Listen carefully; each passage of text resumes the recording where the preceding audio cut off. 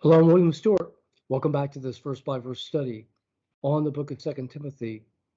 Such a great book written by Paul to his disciple Timothy, who at this time was leading the church in Ephesus, probably written in the early 60s AD. And it teaches us so much about our Christian walk. In fact, it's part of one of the three books noted to be the pastoral epistles, First and Second Timothy and Titus.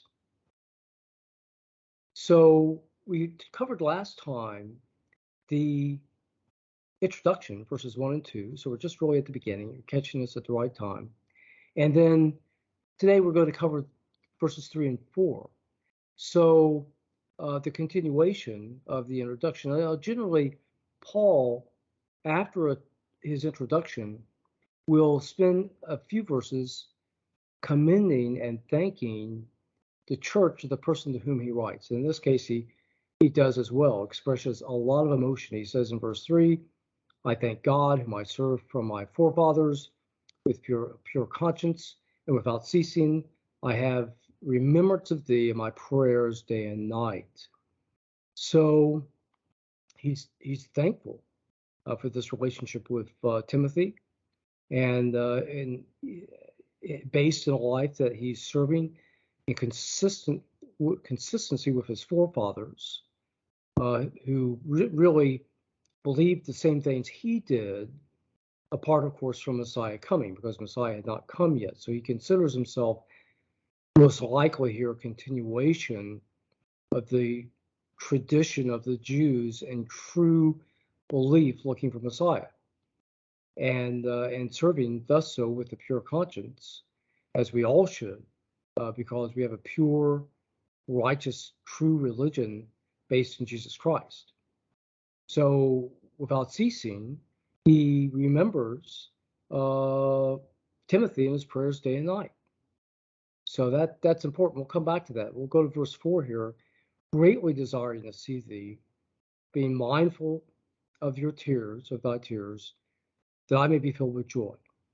So he has this emotion to see him again and to know the joy of seeing Timothy again, and perhaps amplified by the fact that Timothy hated to see them depart or part each other, apart their ways.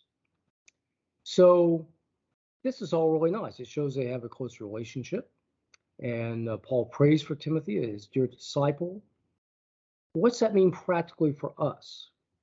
Well, we always have to be careful here, because when Paul mentions things about himself, he's the apostle.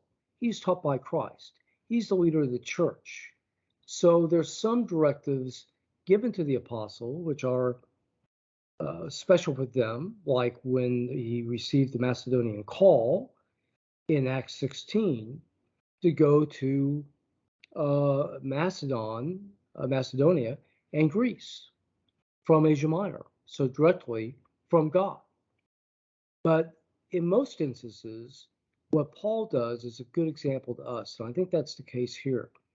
Paul gives us a good example of how we think about other believers. And that's really important, because sometimes people in the church can be pretty rough, maybe a little judgmental, and maybe automatically harsh towards other believers who think that they should be doing this or that, or can't believe they said that. But Paul is saying, hey, and my base action towards you, Timothy, is I'm praying for you. So it's hard to be too mad at somebody or too judgmental when you're praying for them.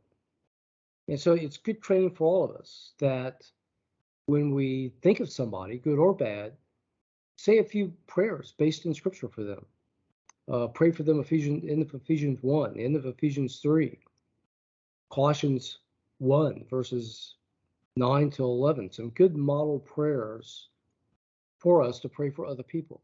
But that doesn't mean sometimes we don't have to assess somebody. If they're really having problems, we spend time assessing them and how we can help them.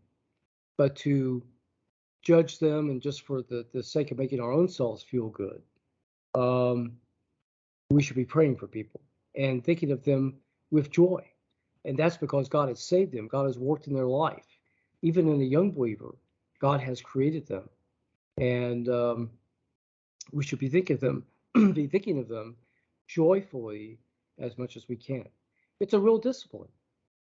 We have to make it starts with our thoughts, starts with really being in Scripture, letting Scripture transform our mind, and then to think the things about others that Scripture wants us to, and then good things will come out of our mouth, good encouragement, good truth, healing words, helpful words.